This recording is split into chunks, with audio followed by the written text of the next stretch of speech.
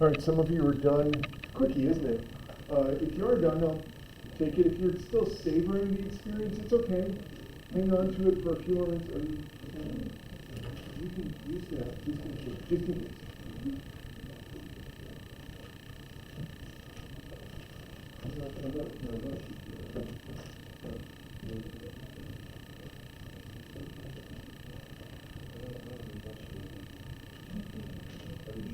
Yeah.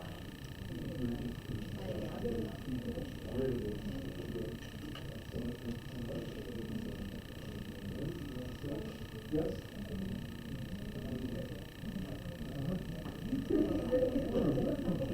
Okay.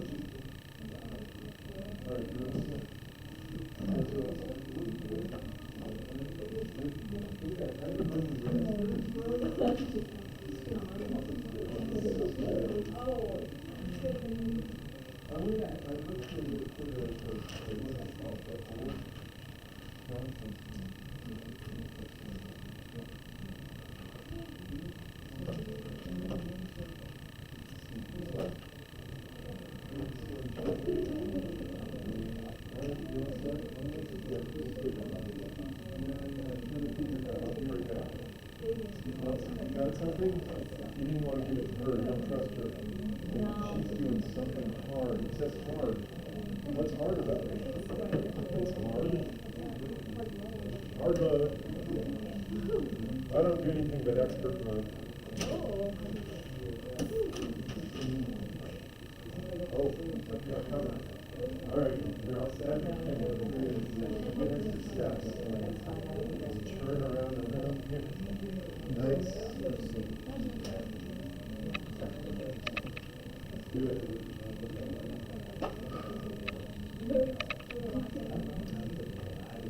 Excellent. Okay. I think I've got. Okay, I think I've got them all. That's always why I check before I staple. I'm good? Okay, staple away. It's going into the staple bunch. Okay. So both sides. Okay. Let me shove that in there. Let's see how I did.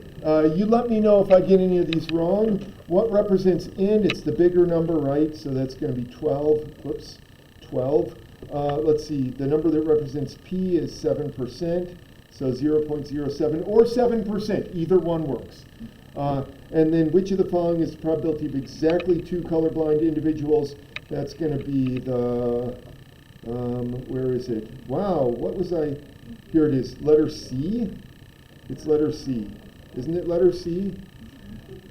Because we're doing binom dist.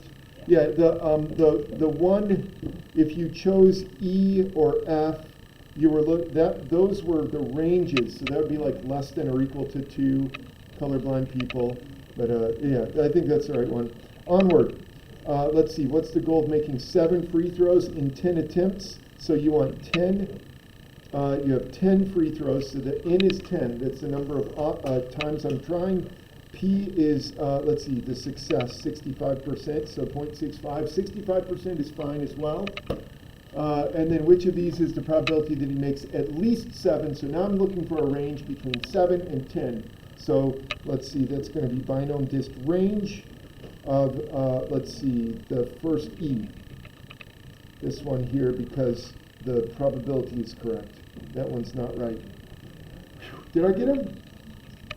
Okay, maybe I didn't get the same as you, but are you convinced that I'm right? Okay, hopefully. All right, so today, what are we doing? We are going to be, I realized the other day that it's been several weeks since I've given you some statistics you can use. And so I have here, where is it? Is this the one I'm supposed to be doing? No, where is my, hold on a minute. I'll just do it up here. This is easier.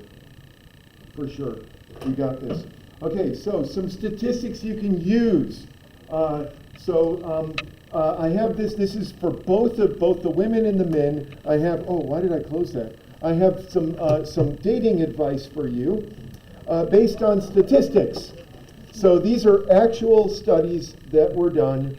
And so the first one is for the women. Don't worry, guys, I got you covered. Women, when should you approach that guy you're interested in to maximize the chances of catching his eye?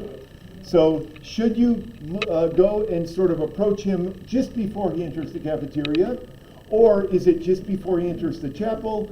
Or just after he leaves the gym and he's all pumped, you know, he feels strong? Or maybe just after he leaves stats class? That's a good time, I think.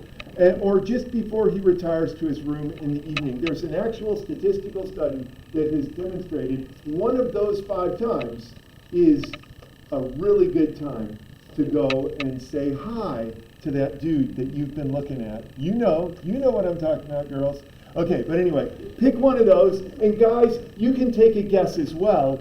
Maybe you could think of this as when you are the most vulnerable to the wiles of that girl that has been stalking you.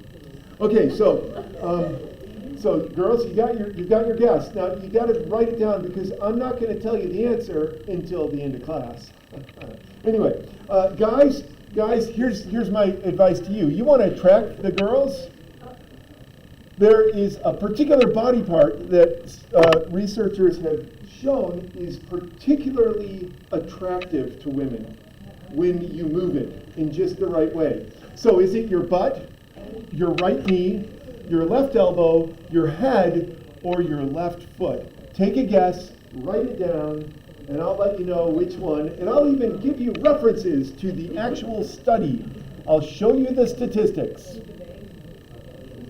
And girls, you can take a guess as well as to what you think. Now, once again, these are statistics, so this might not be what appeals to you, but in general, which one of these is going to appeal to most women? That's the question. So, let's move on. We'll do something boring for a bit, but I wanted to give you that hope that there is something fun coming eventually. So measures of variation, the range, this is how spread out we are. We're going to be getting to how we're going to use this very quickly. But first of all, range is something you already know about, highest minus the lowest. With the statistics that I gathered from this, my students from this semester, remember the 90, I actually have more than 90 students, but the 90 who actually answered the survey, and don't worry, those of you who are duplicates, I haven't forgotten, before midterm grades are due, I'll fix the grades for the quiz grade that you're supposed to get credit for. But anyway, how much money do you have? There were answers from 0 to 30,000. I guess 0 over here, 30,000. So the range there, should have been 30,000. My bad. It should say 30,000. The age, the range there was 18 years. There were answers from 16 to 34. 16 to 34. 34 minus 16, 18. So 18 years is the range for the for age. I have a non-traditional student in one of my classes. That's why it's the 34-year-old there. It used to be I would every now and then have students who were older than me. That hasn't happened in years. It makes me feel old. Anyway, so that's range is one way to describe how spread out your data is. Variance is another way. Variance, we've already talked about. It's the average of the squares of the distance each value is from the mean. And so population variance, we're going to use that symbol. And that's the formula. Don't even write that down, unless you really want to. But maybe you want to get a tattoo on your, on your shoulder with that. But make sure you get it right if you do get the tattoo, because that would be really embarrassing if you had the wrong formula. Anyway, and then the sample variance, the formula is a little bit different down there. So the thing that you probably should write if you are writing something down is population variance is that funny looking O with a square, and the sample variance is the S with the square. There is a slight difference in the formula, and because there's a slight difference in the formula, when you go to Excel, which we're not going to really do today, but if you are on Excel, you could always do this for fun. But anyway, if you did this in Excel, you would have to specify whether you're interested in a sample variance or a population variance. Here are the two formulas. The var.s means variance that is a sample variance. And then var.p is a variance that is a population variance. Is this thing going? This is going. Am I recording? Yes. Sorry. I know. I just want to make sure that the people who are absent, or if you want to relive the magic later, you could always do that and enjoy this. Or if you're just sitting in the back watching the live stream, you can do that as well. Yeah, you would let me know, wouldn't you? Can you hear the sound?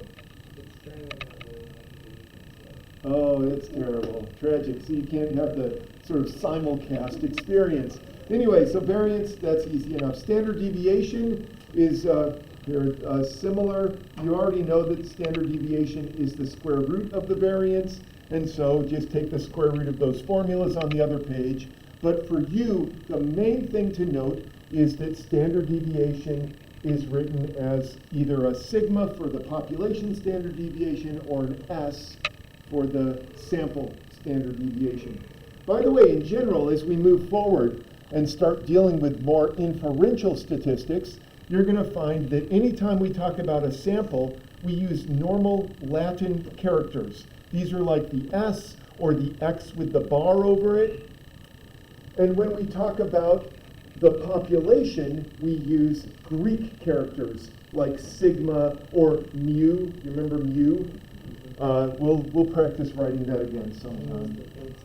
Yeah, it's the fancy U, that's correct. So don't make it look like a U. Anyway, you're doing great so far. Okay, so a standard deviation in Excel, you have a similar situation where if you're interested in the sample, and we will be using this eventually, but I just need to put this up here because it was part of the PowerPoint.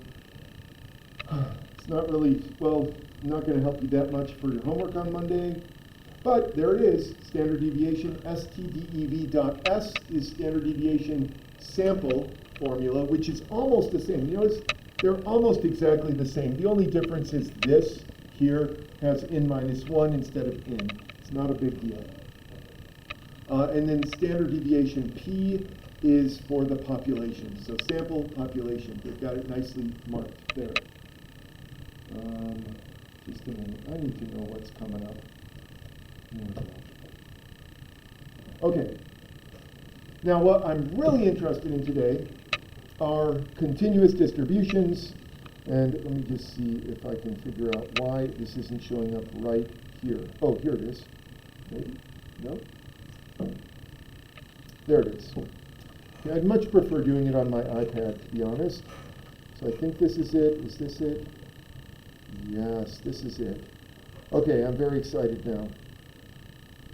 Can you tell? That's much better. Yeah, same thing. So continuous distributions are like, so we're moving from, there it is, so we've been using discrete distributions. This is like the binomial distribution you worked with where we were saying how many basketballs do I put in the hoop? How many colorblind people do I find? You're counting something.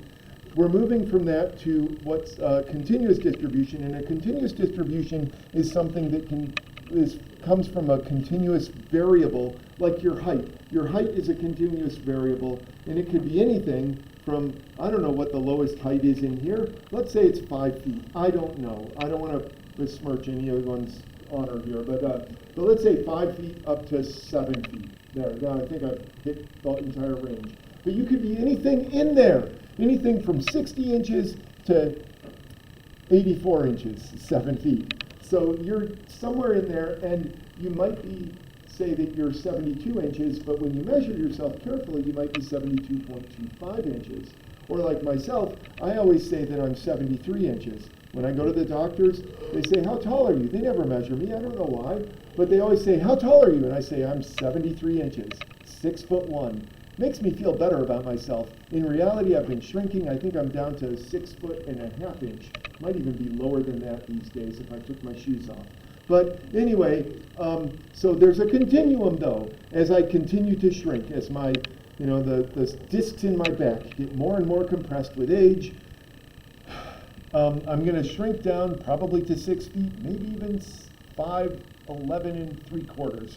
But there's a continuum is what I'm saying here, is this is continuous, and so probabilities end up being computed by finding the area under a curve. Now, those of you who know calculus, you're probably getting excited here. Area under a curve, that sounds like a calculus problem, and indeed it is, but don't fret, those of you who are non-calculus people. I'm not going to make you do calculus in here.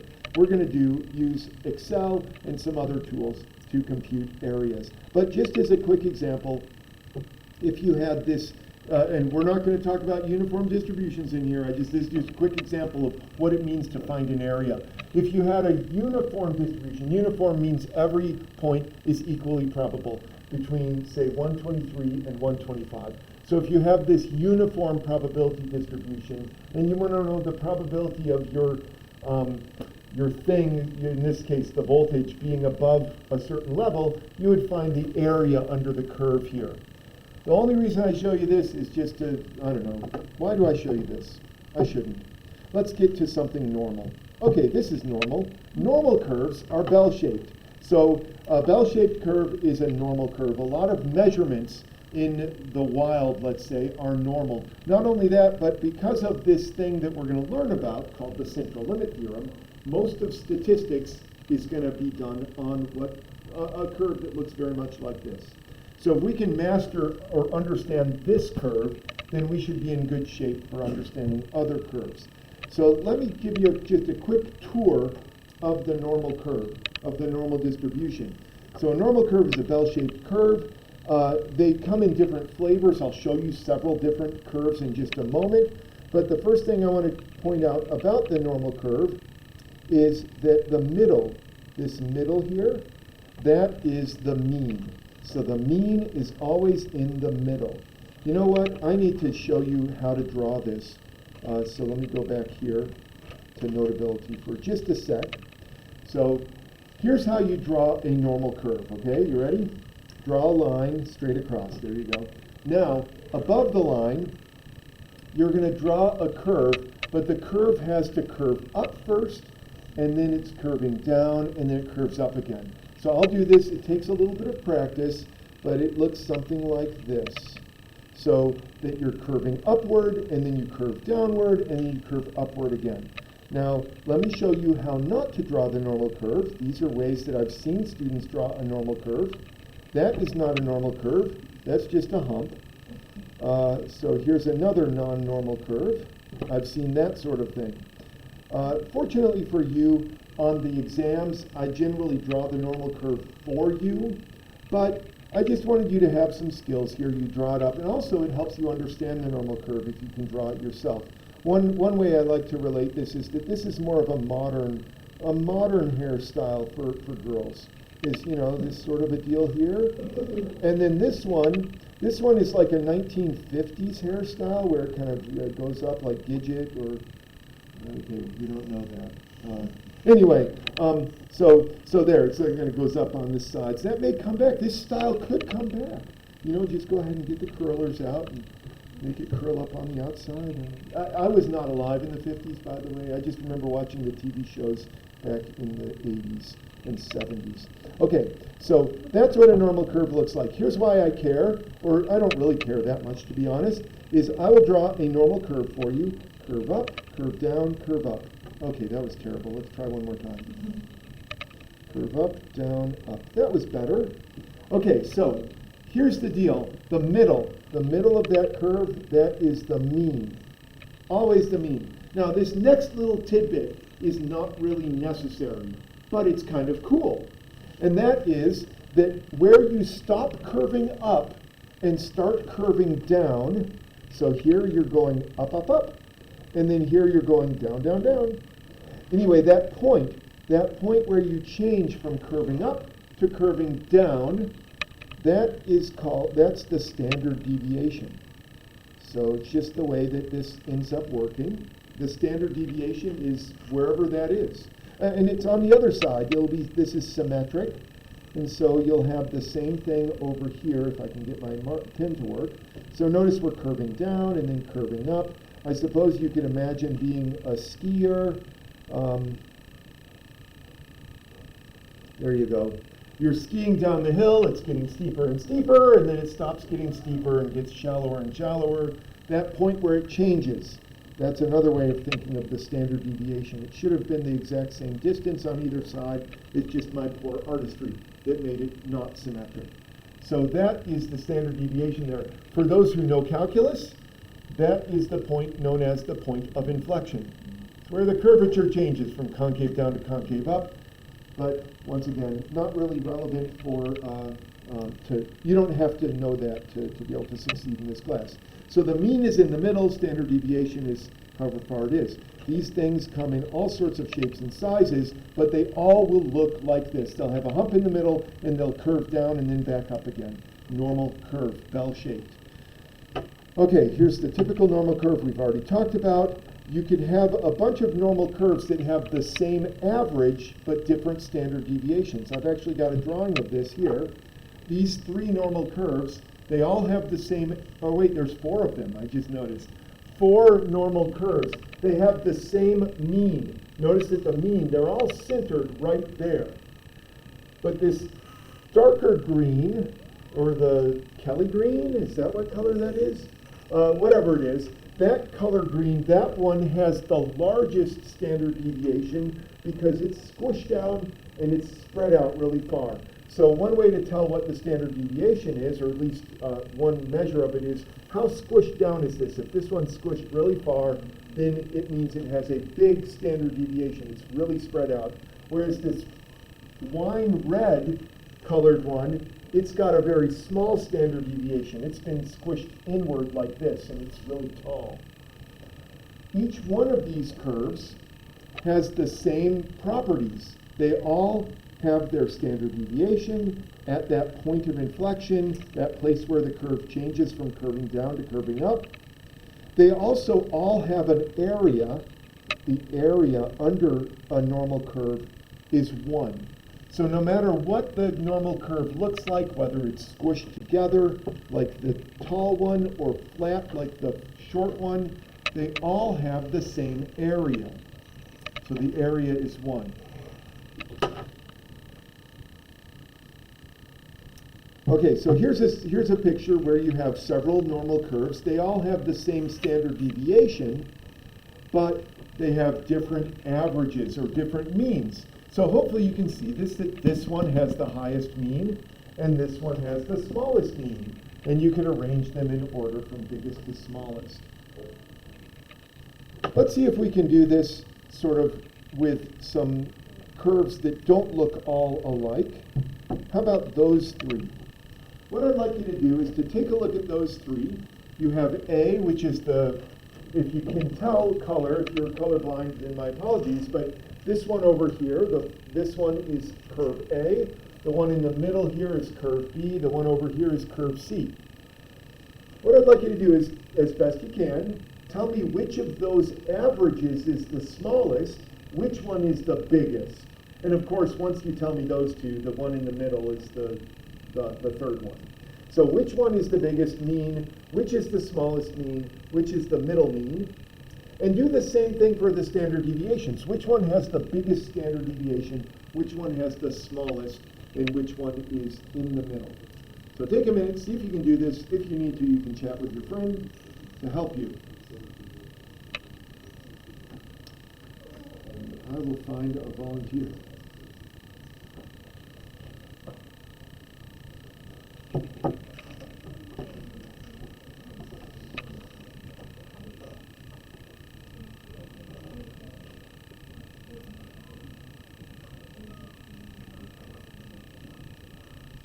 All right, let's see how we're doing with this. Zoe, which of those three, A, B, or C, which of them is going to have the smallest average? Yeah, A is right. So let's put that one over here. Mean A is going to be the smallest. So I'll just do that. All right, Kieran in the back there. Which of these has the biggest? It's C, yeah, because that one, so one way you could do this is you could sort of think of the middle of each of these curves. C is the biggest middle, B is in the middle. So it's going to be this, mu sub B, and that's less than mu sub C. Very nice. That wasn't too bad, was it? All right, let's try the next one. The next one's usually a little bit more challenging for people, but I think you can handle this. Just a minute. I've got to erase just a little bit. Well, yeah, I'm going to erase these. I don't want them to distract you. All right, so next thing we want to know is which of these has the smallest standard deviation. Rachel, which one do you think has the smallest standard deviation? B, very good. Now, why do you say B, by the way? Ah, so it's squished in. Imagine how spread out everyone is. That's the tallest, so it's the most squished in. Very good. So sigma sub B is the smallest. Yeah, this is one, so very good, because some students have, when I do this, this will be on your next test, by the way, this exact question. Some students will look at this and say, oh, this one is the biggest, right, because it's the tallest, but that's not the case. The tallest means it's the most squished together. Everyone's grouped together. So keep that in mind. The sigmas are going to be hard to, everyone does the first one right, but the second one is harder. Liberty, what about the biggest? Which one of these has the biggest standard deviation? A, very good, because it's kind of squished down and spread out. Very nice. So that means that, what, C is left? So C goes here, sigma A. Very good. All right. Okay, very good. So let's move on then and talk about normal curve notation. When we're dealing with notation of normal curves, what we do is we write something like this, that x, when you have something that is normal, is going to be like, you can think of that tilde as being like. It's a normal curve, and in the parentheses here, you have the mean and the standard deviation of that normal curve. So dudes, we're going to use these numbers. I know that I've probably given you other numbers in the past. It doesn't matter. Those are the numbers I'm using today for the height, for your height in inches. So your height's average is 69, standard deviation is 2.5, and then standard deviation, or the women, the height is 64. Standard deviation is 3. So far, so good? Okay. So what we're going to do is we're going to compute, we've done something like this before, but what we're going to do is we're going to compute the z-score. So this is a new notation. The z-score is equal to the observation. I'm going to write it in math, and then I'll explain it. So observation minus the mean over the standard deviation. So you could write it like that, or you could write it like this. There. So let me write it in plain English. So it's going to be, how about this? Observation minus mean over standard deviation. So what I want you to do is I want you to compute your z-score based on the height. So let me just give you my example, just so you can see how this works. My z-score is 73 inches minus 69 inches over 2.5, which is 4 divided by 2.5. Oh, come on, what is that? 1.6?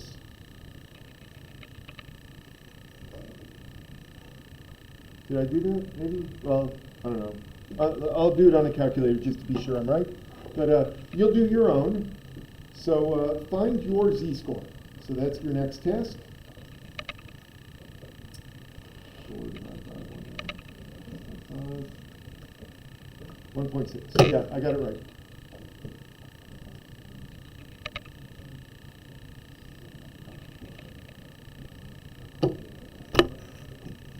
Okay, as with anything that has to do with your personal whatever, you do not have to answer. In fact, I'm not going to pick anyone at random. But I'm always excited to hear about z-scores. For example, I'm pretty sure that there's some guys in here whose z-score is bigger than my z-score. So who is here who wants to volunteer their z-score, that where your z-score beats me? Does anyone beat me with the dudes, guys? No one wants to admit it? I know there's some of you. Okay. Well, okay. What do you got, Easton? 1.4. That's not bigger than mine. No, it's not. Not even close. Oh, you just wanted to tell everyone. No, it is close. You're just an inch or so shorter than me, let's say. About half an inch. Half an inch, yeah. Actually, you're probably the same height as me. I was faking it. I'm really not 73 inches anymore. I'm still living in in the past. But anyway, so 1.4. Okay. What about girls? Any girls with a bigger z-score than me? No one wants to admit it? Come on. Okay, typically, whenever I do this, I'll have some girl whose z-score is like 3. And that's totally fine, nothing wrong. Let's pretend that I'm a girl, okay? So z is 73 minus 64 over 3.0, which is 9 over 3, which is 3. So here's the thing that I wanted to illustrate with this. If you saw me standing next to a guy who is taller than me, then obviously you could say who is more unusual in terms of height. You could say, oh, the guy is more unusual than the other dude. And if I'm standing next to Easton, well, we'll probably be the same height, to be honest. Yeah. Or you'll be taller than me because I'm still in fantasy land here. But, so anyway, if you can tell someone is shorter than me, then you say, okay, I'm the one who's more unusually tall.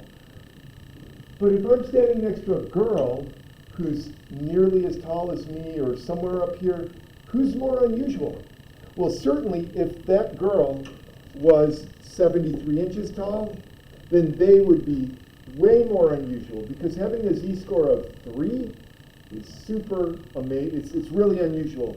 1.6, that's mundane, that's normal. In fact, what we say is that typically most people are between -2 and +2. That's just typical. Some of you are negative. Not normally negative, like in a bad way. I'm just saying that your z-score is negative. Does anyone want to volunteer their negative z-score? Okay. It must be this Friday. I know, my first class, I show up and they said, why didn't you cancel class? Really? Yeah, they said this. And I asked them, why would you say that? And they said, because Dr. Graber canceled class. So what? Is your name Dr. Graber? I know, it's exactly what I'm thinking. Okay, but anyway, so you can imagine someone who is short.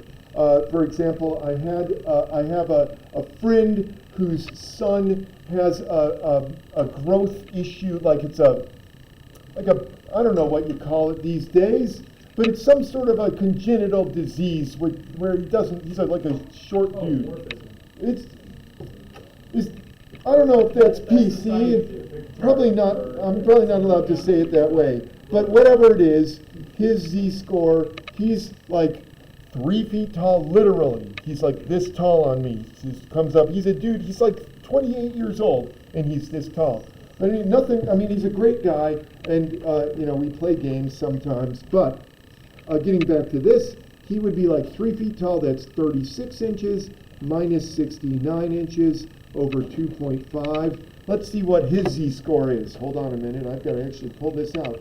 36 minus 69 is negative 33 divided by 2.5. Sorry, there should be a point there. Wow! Z is equal to negative 13.2. That is so big. So he beats everyone here. I guarantee, positive or negative. He is the most unusual person that I know because his z-score is massive. Massively negative, but still it's big. Okay, getting back to why we're doing this. So what we're interested in is we're interested in putting people on the normal curve, understanding the shape of the normal curve. So let's see. Here's the sort of thing you're going to have to do on your homework.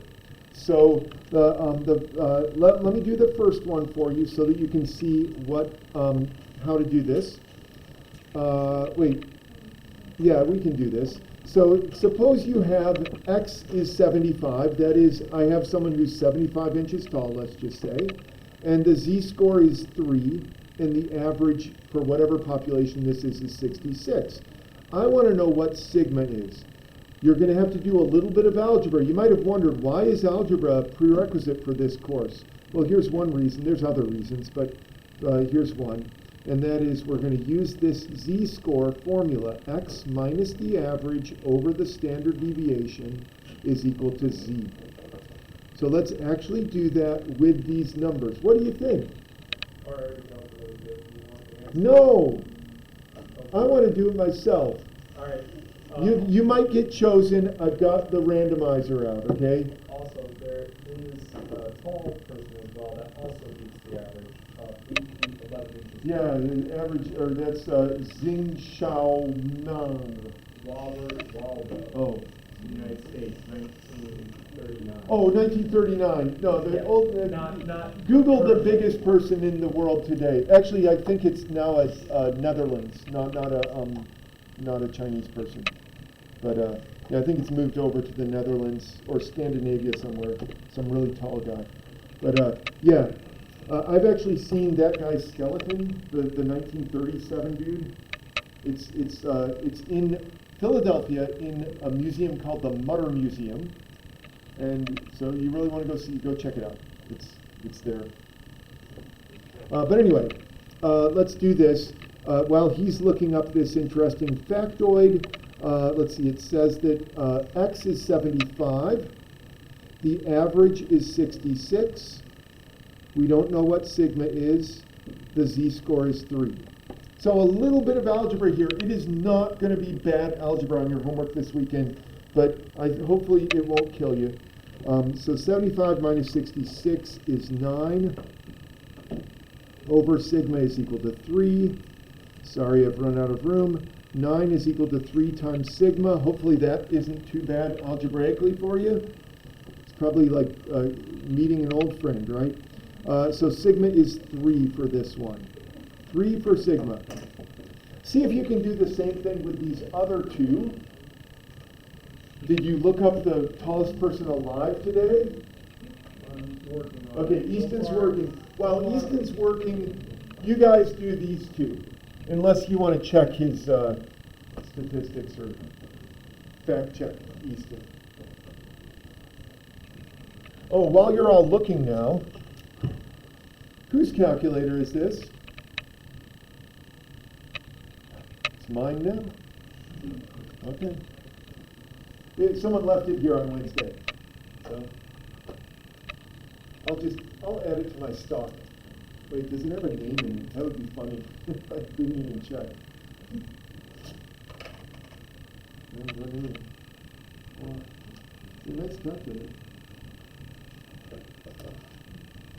I'll be selling this on Facebook Marketplace for $5 later, so if you're interested. All right, where are we? We are at Kira. Kira, what about this next one? X is, whoa, it got really big all of a sudden. X is 43, z-score is negative 2.5, and mu is 63. Were you able to compute sigma? All right, well, let's wake up and we'll do it together. I have this here. Let me get you set up, and then you'll be in good shape. 43 minus, this is 63, over sigma is equal to negative 2.5. So we'll have to do a little bit of algebra here, but I'll let you do the one step and I'll do the other step. So the first step, what's 43 minus 63? It is negative 20. Nice work with the mental arithmetic there. And then you can just multiply both sides by sigma, so you get negative 20 is negative 2.5 times sigma. Now we just have to divide both sides by negative 2.5. Negative 20 over negative 2.5 is equal to sigma. And this is the part that I'll do in my head. 8 is sigma. Very good. Nice work. Did you get it yet? Yeah. So the tallest man currently is Sultan Kosin in Turkey, born December. Turkey? 10th, yeah, born December 10th, 1982. He's currently the tallest living man at 8 feet 2.8 inches. However, his growth was halted due to actually removing a tumor that was on his pituitary gland. However, the world's tallest man is still Robert Waldo at 8'11". The guy that His died. pituitary gland was just abnormally large in general. It wasn't due to a tumor. All right, well, let's move on and have more fun with Z, because I know as much fun as we can have with that, what you're really interested in is how to attract the ladies with your dancing skills and where to go to pick up that guy that you've been interested in. So I just wanted to go over a couple more, because now I'm scrolling ahead saying, ooh, we've got that many to do? Yes, we do. So let's just do the top one from each of these next two slides. Suppose a number corresponds to a z-score of 3, and these are the numbers here. See if you can set up the equation. I'll write the equation down again, x minus mu over sigma. So you're going to replace those with numbers here in just a minute, and then I'll pick on a volunteer.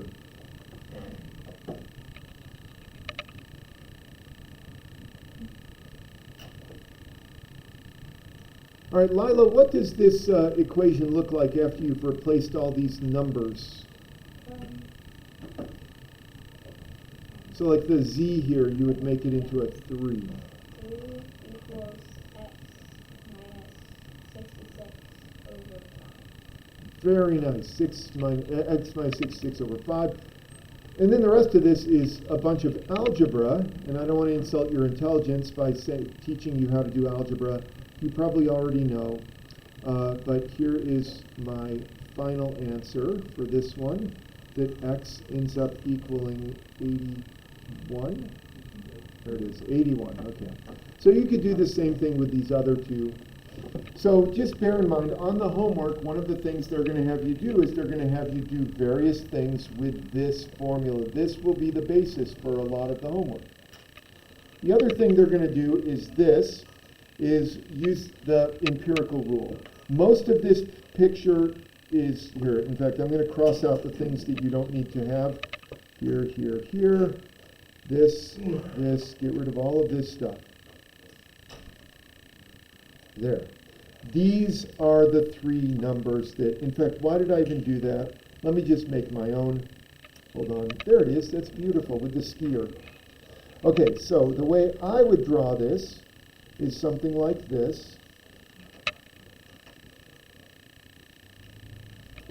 And then I would do something like this, 68%.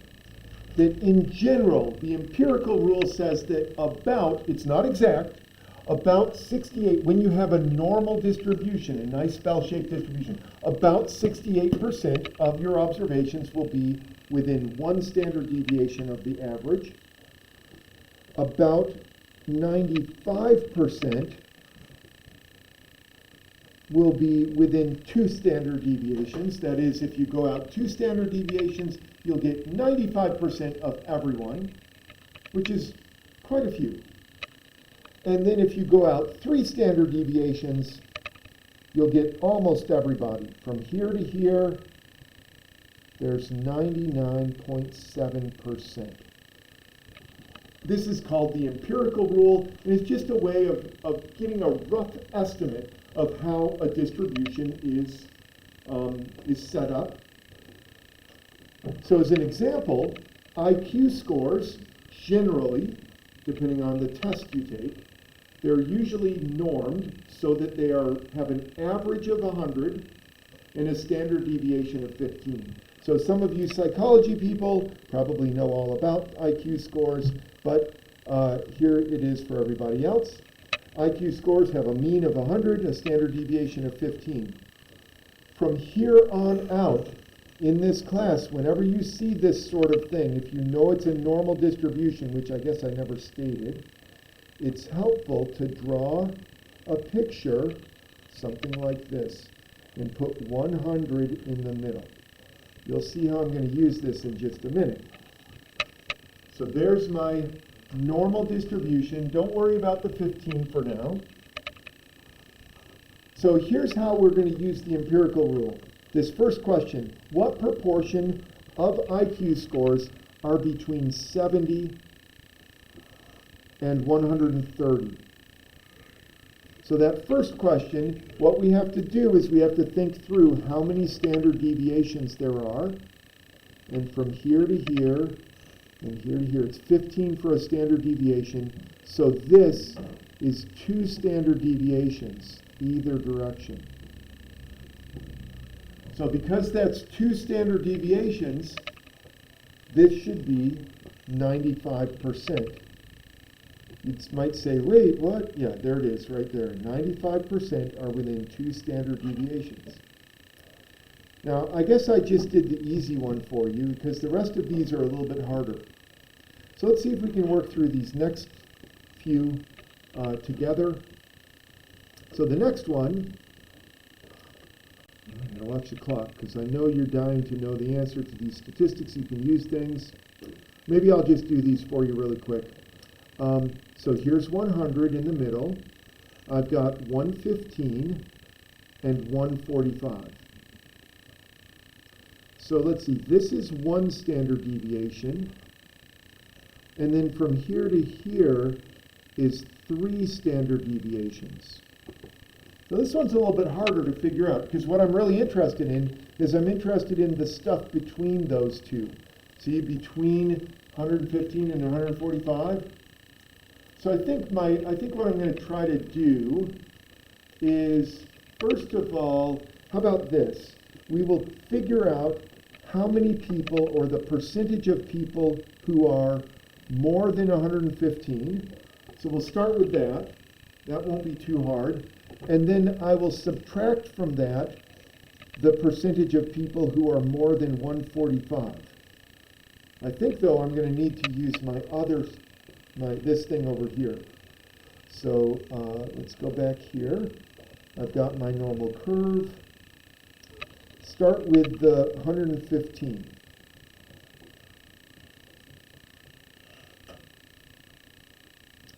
So if we were to go 1 standard deviation, this is 68%. 68% of everybody would be within 1 standard deviation, which means that the stuff outside, that's from here to here, that's 32%. Is that right? 32% plus 68% is 100%, right? Yes. So there's 32%. But because this is symmetric, this here is 16%, and this is 16%. I know this is a lot of like math, but it's pretty basic math. You just have to sort of see geometrically where we are on this curve. So that answers the question of how many people or what percentage is bigger than 115. Now let's deal with the people who are bigger than 145. So I'm going to draw a similar picture here, put 145 there. Here's 100. I'm just going to draw that there. This is 3 standard deviations. You can do the math. The z-score here is 3 standard deviations. And so up here we were told that 3 standard deviations is 99.7. That means that this little tail here, or the 2 little tails together, is just 0.3%, which means that this one is 0.15%.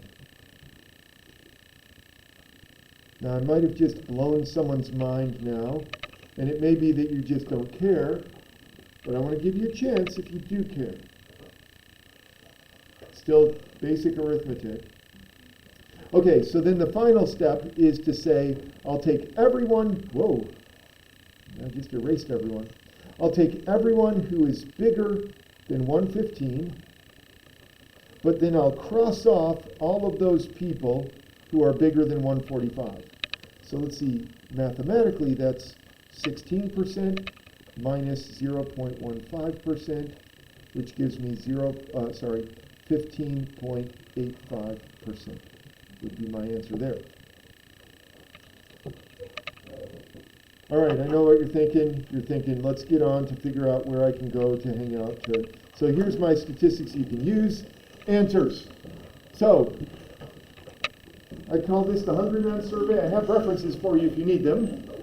And it turns out, according to Swami and Tovi in 2006, I know it's been a while, but it's so good I couldn't let this go. Does hunger influence judgments of female physical attractiveness? So here's what these two people did. They objectified a bunch of women. But what they did was they put these women in tight leotards, took photos of them, and blurred out their faces. So all you could see was their body. And then they asked a bunch of dudes going into the cafeteria, what do you rate them on a scale of 1 to 10? And then they had the same thing. They had a sample of guys leaving the cafeteria. And so you had 30 hungry men, 31 satiated men, and each person was shown 50 photographs of these women. And so here is the graph that was produced. Now, this is, I know it's getting really, but don't worry, the guys will get it soon. But the girls, so here you have the body mass index of the various subjects, and the dots that are filled in is the average attractiveness score of the women, according to the guys, who were satiated. They had just left the cafeteria. The hollow dots are the average for the guys who are going into the hungry guys. And I just want to point something out. Almost always, the hungry men rated attractiveness greater than the satiated men, but this effect was greatest for the higher BMI women. So there you go. So the answer to the first one is, make sure you catch the guy before he goes to get his lunch. Afterwards, it might be too late. Okay, so don't worry, we objectify the guys too. We put leotards on them, or at least these people did, and they had them dance with these leotards that had little sensors on them, and then they made little cartoons out of the guys dancing and showed the guys' dances to a bunch of women, and then tried to figure out which moves were going to be the most attractive to the women. And it turned out, this is in their conclusion, linear regression subsequently revealed that movement measures were key predictors of dance quality, and these were variability and amplitudes of the neck and trunk, as well as the speed and movements of the right knee. Think of Elvis, this sort of thing, I guess. So not only do I have this information for you, but I have the actual cartoons of the best and worst dancers. So, oh wait, where are they? No! Hold on a minute. If you care. Are they in this one? Just a minute. Where? I know I've got them here somewhere. Oh no! I just teased you and now you're like, where are they? Just a sec. They may be in the next. I might have to give up here. Oh no. Okay, I will bring those on Monday because they are hilarious to see. The actual, you'll look at them and you'll say, hey, that looks like my dad dancing, and you're probably right.